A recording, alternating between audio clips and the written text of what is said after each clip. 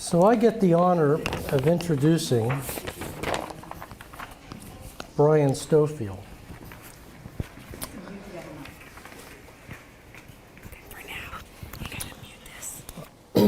Earlier this month, Northrop Grumman released a State of the Industry study that revealed that there are, worldwide, 79 small launch vehicles, either operational, under development, or rumored to be in development.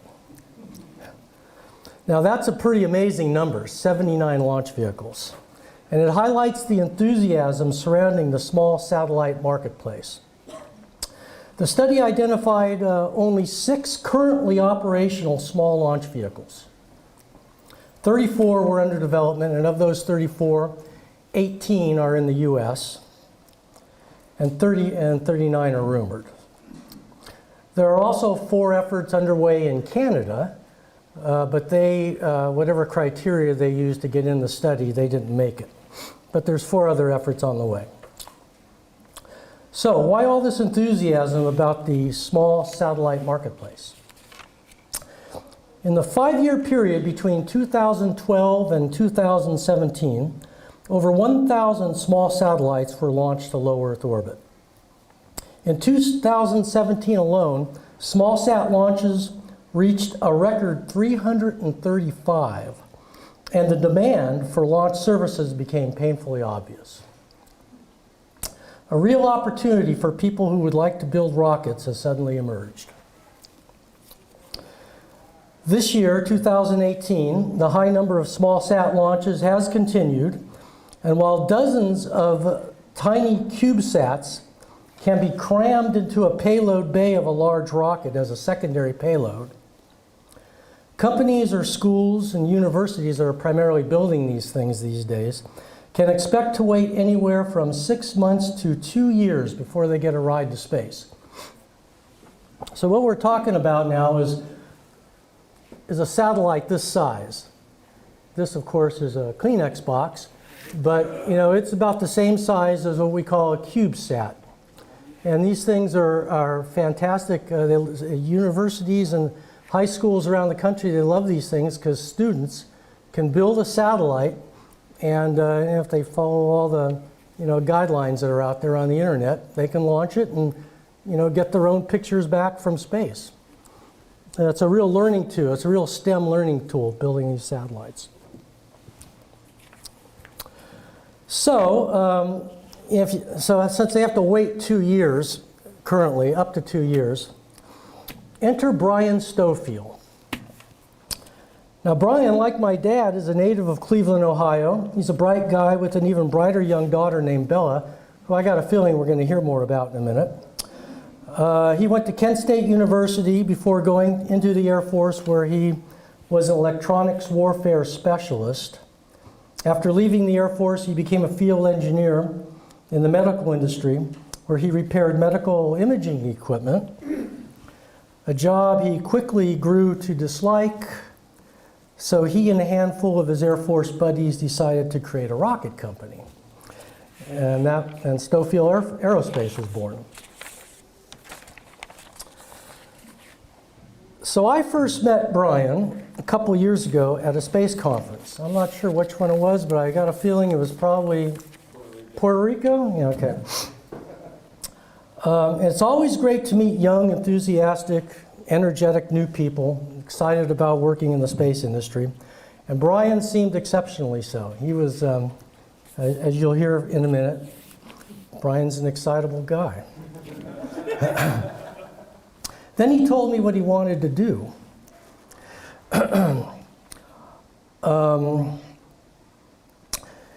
He goes, a conversation went something like this: I want to change the industry, revolutionize space access, corner the small satellite marketplace through on-demand launches.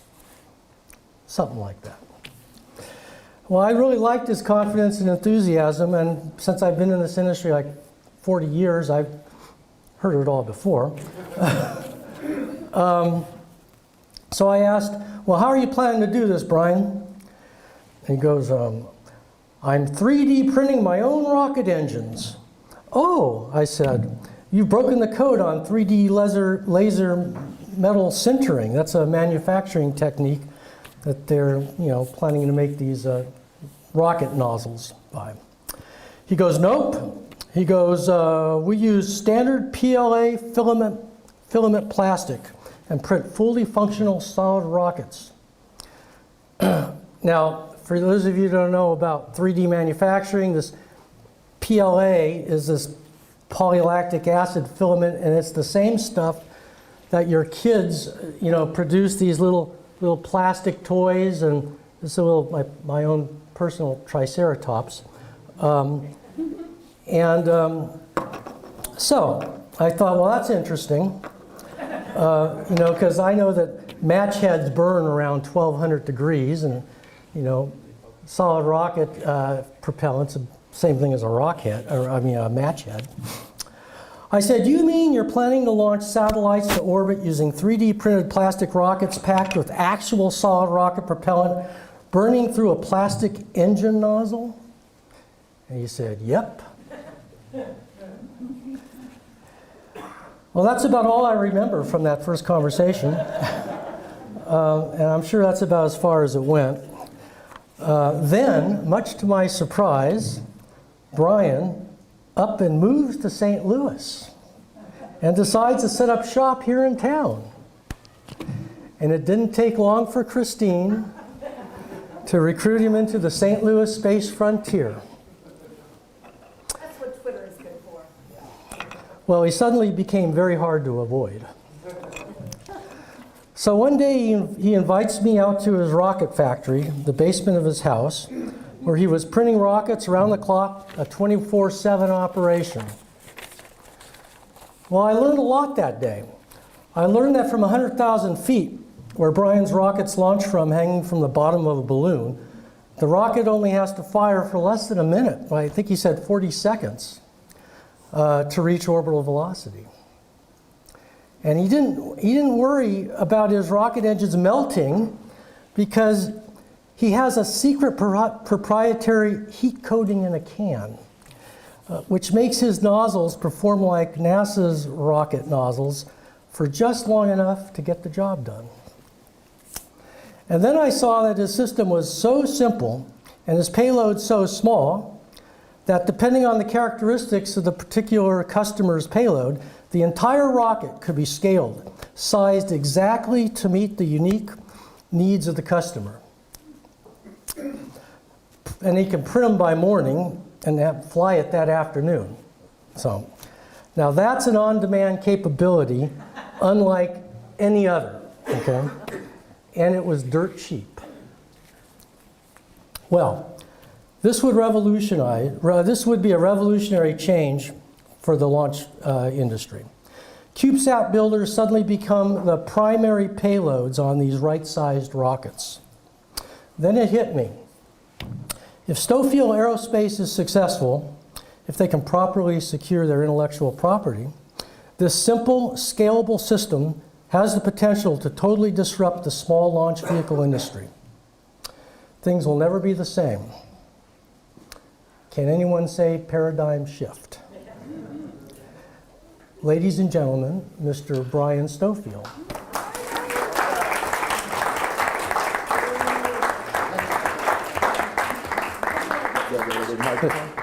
You talk in a minute. I have to get some pictures first, so. Wait a minute, now, how does this work? Well, how'd you get in here? I thought...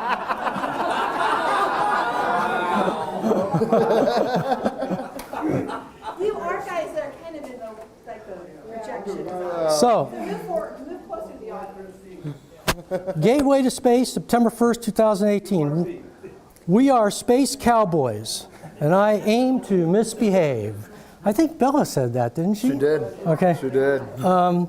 Fly high and burn hard. This is, so the St. Louis Space Frontier is presenting this award to Brian Stofield for your contributions to the aerospace community in St. Louis. Thank you very much, Brian. Thank you. Now you can say a few words. Now can I run in for a picture? Oh,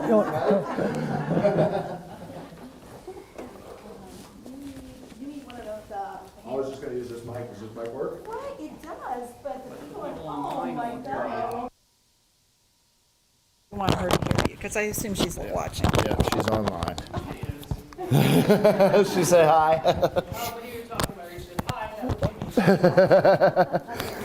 So I'm Brian Stofield. I started a company 5 years ago, Stofield Aerospace, to produce small satellite launches. And as Ron said, my daughter was actually probably one of the biggest inspirations for this. So we came across a problem. We were building a small satellite ourselves, and it was going to take 5 years and about $1 million to $2 million to get it into orbit. So I went to my little 5-year-old daughter, Bella, and explained the problem and said, I don't want to sit around waiting 5 years for this payload to get in orbit. And as a little 5-year-old, her response is classic. Well, I guess we got to build a rocket. 5 years, this past summer, she said if she had known what that would entail after 5 years, she wouldn't have ever said it. But she's having fun with it, right? So what we did is we developed a simple system that we could mass produce for the market. And what we did is actually went out and interviewed small satellite developers, including Dr. Swart at St. Louis University, and found out what small satellite manufacturers wanted. What did they want out of their payloads? Because right now they're getting shoved into a secondary rocket. They're going to one destination, usually the ISS space station, and they don't get any real choices. And this small satellite market is such an expanding market now because of the microization within the aerospace industry. So there's computers or cell phones that you're so used to that are now 20 years in your pocket. That's now happening inside the space industry. Those circuitry is getting smaller, everything is getting smaller. And that's what is allowing these small sats to come up and actually do some good science and product development. A great example is Planet Labs as a small satellite company. They put somewhere around 30 or 40 doves, they call them, 3 CubeSats about this big. And they take 24-hour daily imagery of the Earth. And you can go up on their website and pull down the brand new satellite imagery from one of their doves.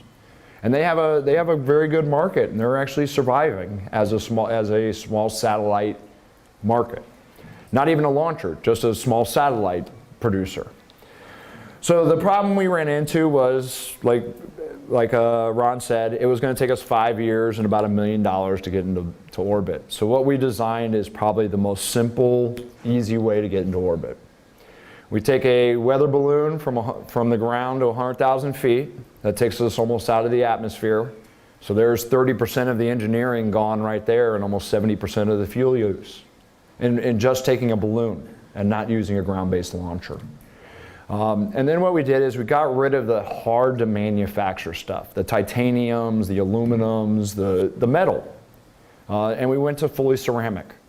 So we apply an endothermic ceramic to these pieces of plastic, and they create a 3D ceramic structure. We call this process a positive molding process. You don't actually remove the mold, you leave the piece of plastic in there because after it's fired, it's now a piece of ceramic. You don't need to remove the mold. So it makes it a lot easier. In fact, my 12-year-old daughter built and scaled her first solid rocket this summer. We put 5 pounds of AP propellant into a 3-pound rocket and fired it. Produced right around 250 pounds of thrust for the 10 seconds. So the power to weight ratios are huge. The manufacturing costs are very low. And we can manufacture these quickly. On average, one of these thrust systems takes me by myself in my basement 80 hours to produce. About a week and a half, somewhere in there. To print one out, just to print it on the printer is only 46 hours. So we're talking about a real different change in the manufacturing. The milestone that the industry's been looking at is reusability, and we think that's the wrong milestone. We think the milestone is on-demand access. Reusability feeds into it, but the real milestone is that on-demand. You bring me your payload on a Monday, I scale my rocket, 3 days later we produce the rocket, by Friday you're in orbit. That's the way we should be talking about the space industry. Not waiting 2 years, not waiting 5 years, waiting a week, waiting 2 weeks. The Asteroid Defense.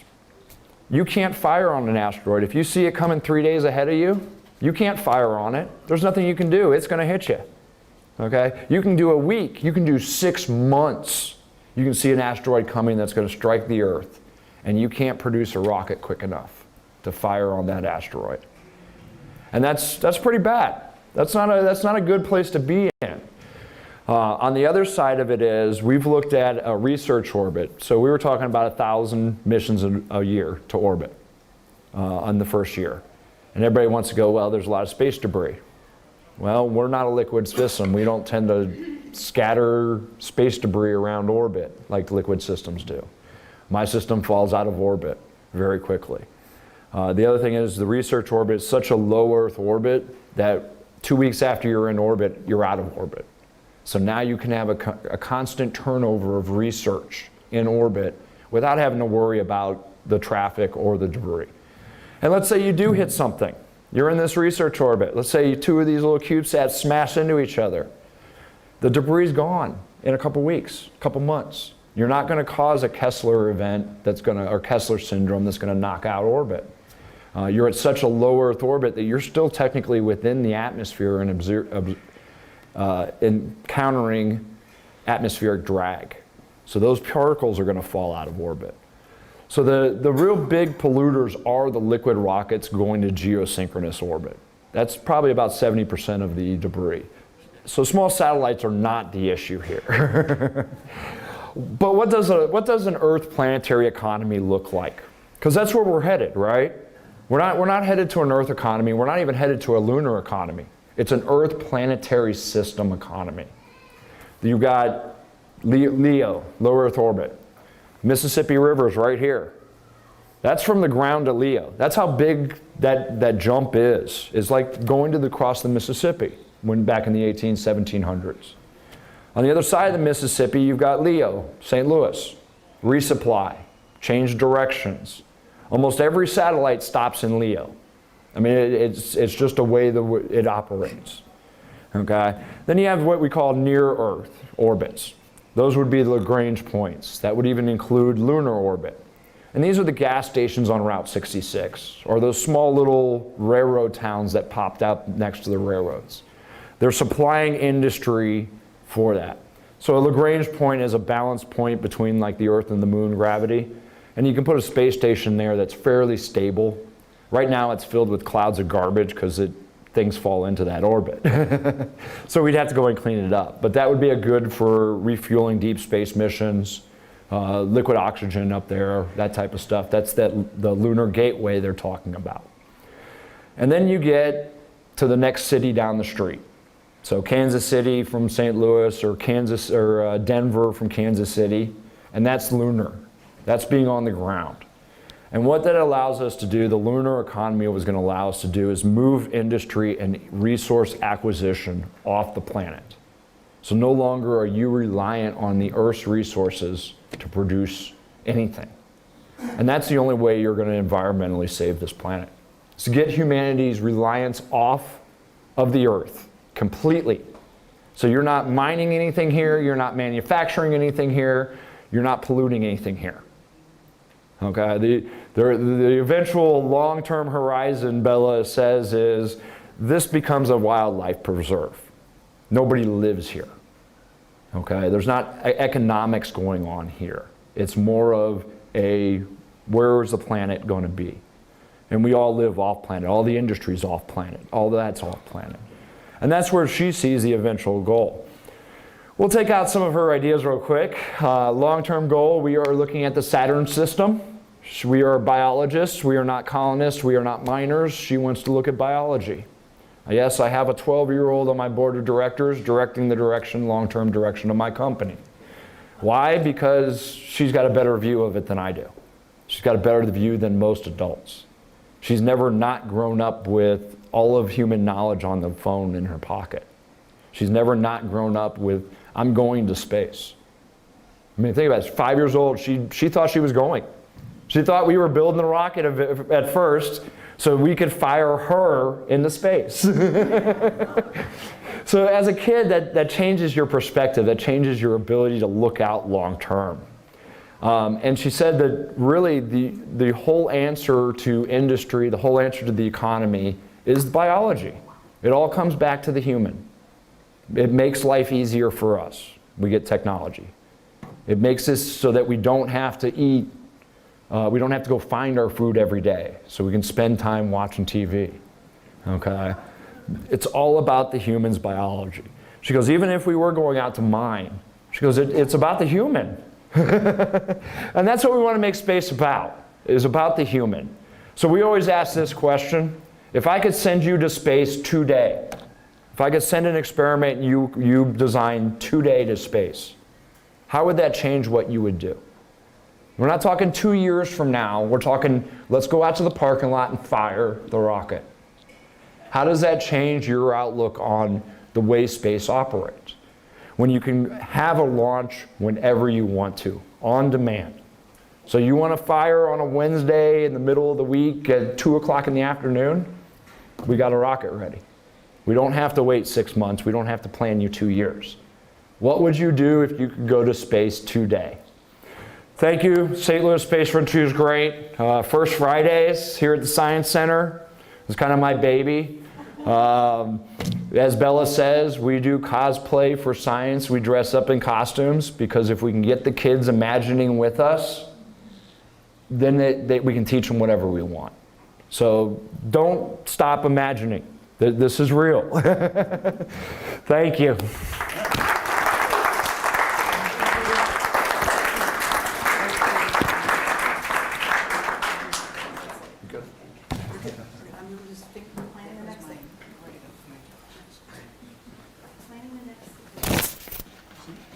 There's that open.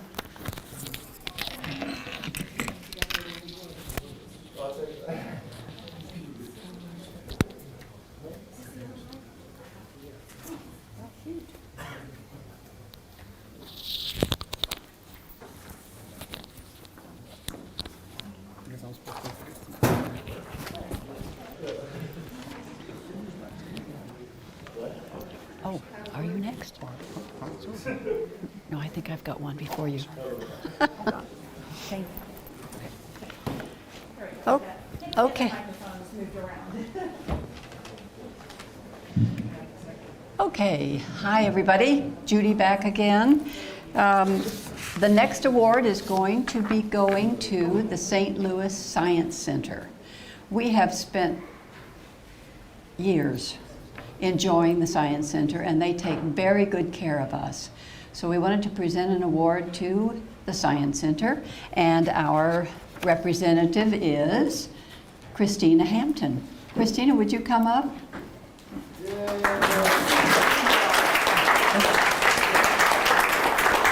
We'll just stop right here.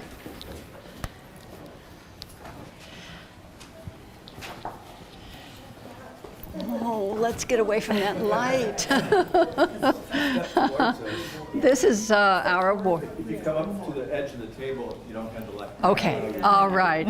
I really wish that I knew Christina's entire history so that I could describe her as thoroughly as Brian and his daughter and everyone else. Yes? Swap. Swap?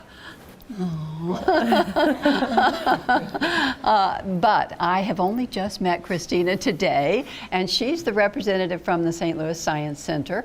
We're delighted to have her here today, and we're giving them an award. We appreciate everything they've done for us, and this especially is a wonderful place to have our conference today. Christina? Thank you so very much. Thank you so much.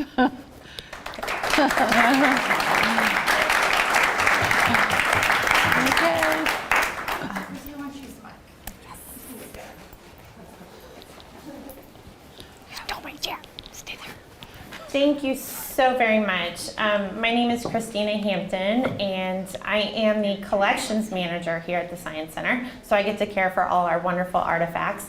But I also have the privilege of being the project manager for Destination Moon.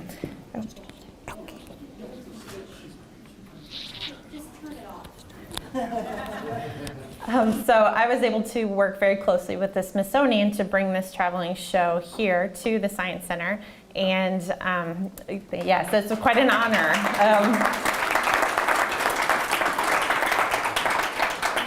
As you know, we're only one of 4 institutions in the country to host this wonderful show before it travels back to Washington, D.C. and goes on exhibit there in one of their permanent galleries. So it's quite an honor to have Columbia, especially here in the Science Center. And at this very moment, for the next couple days, we have all 3 spacecraft, Mercury, Gemini, and the Apollo in one house. So we're very happy.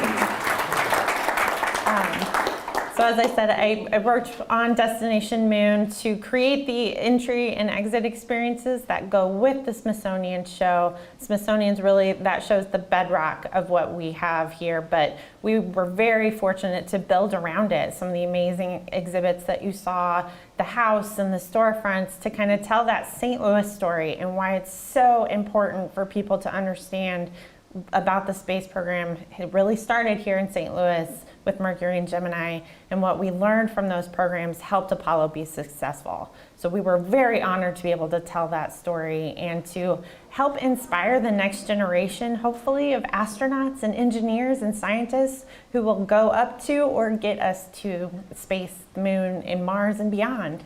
So thank you so much on behalf of the Science Center. I'm very honored to accept this for us, and we're very thrilled to be able to work with the Space Frontier, First Fridays and other ways, and we hope this is a very long and fruitful partnership. So thank you very much.